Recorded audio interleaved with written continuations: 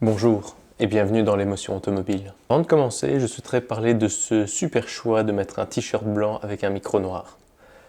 Je ne le ferai plus et il restera comme ça fait 10 minutes que je me bats et je n'arrive pas à le mettre. Aujourd'hui, on va parler d'un sujet un peu particulier. C'est une phrase que j'ai déjà entendue pour les stars, mais que j'ai attribuée aussi un petit peu au domaine de la voiture, c'est ne jamais rencontrer ses idoles.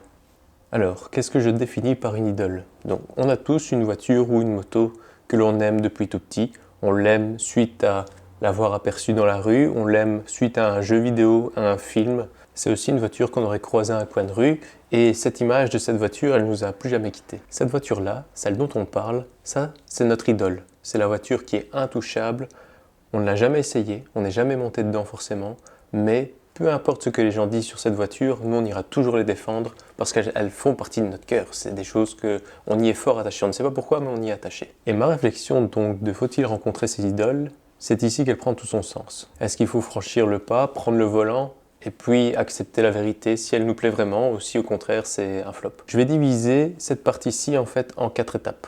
La première, je vais l'appeler le rêve avant la rencontre. La deuxième partie, je vais l'appeler la rencontre, le choc. La troisième partie, c'est un petit peu le dilemme. Donc c'est on valide ou on affronte la réalité. Et la quatrième, je vais l'appeler la surprise. C'est l'attachement au défaut. Le rêve avant la rencontre, donc cette idole, elle reste parfaite. Elle ne vieillit pas, elle consomme pas, elle est super confortable. Et dans notre tête, c'est la voiture qui incarne la liberté. Et quand on y pense, le fait de ne pas rouler avec cette voiture, ça entretient un petit peu cette magie parce qu'on ne sait pas. Et puis on se dit un jour, peut-être.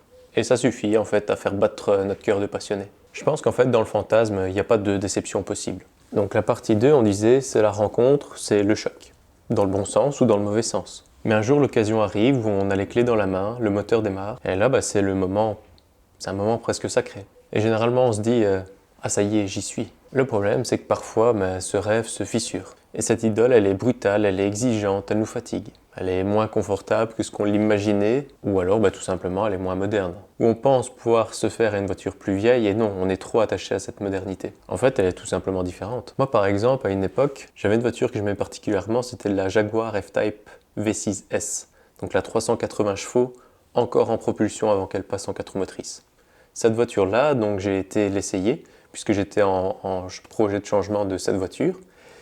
Et là, je suis monté dedans, j'ai vu ces petits défauts, les plastiques du soft touch qui commencent à devenir collants. Une fois que je suis monté dans la voiture, j'ai trouvé très confortable. Mise en route, la porte elle était ouverte, le son était magnifique. Ça, j'ai rien à dire là-dessus. Par contre, une fois que la porte était fermée et que j'ai commencé mes premiers tours de roue, j'ai été hyper déçu de cette voiture. 380 chevaux, c'était pas suffisant, j'ai trouvé.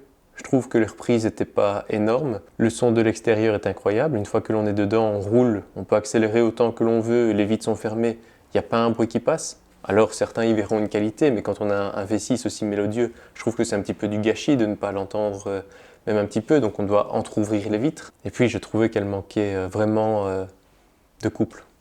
Alors oui, c'est principalement un Atmo, c'est un compresseur qu'il y a sur cette voiture.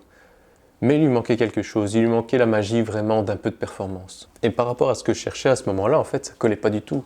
Je cherchais une voiture qui devait être bestiale, une voiture qui devait être performante, en plus d'un super look. Du coup, j'ai été super déçu de cette voiture, parce qu'au final, je me suis dit, elle est belle, elle chante bien, à conduire, pas vraiment de sensation. Donc finalement, c'est une voiture qui est plus belle de l'extérieur, c'est plus une voiture à regarder. C'est comme les piscines, c'est toujours mieux chez les autres. Et à ce moment-là, je me suis dit, mais qu'aurais dû-je faire?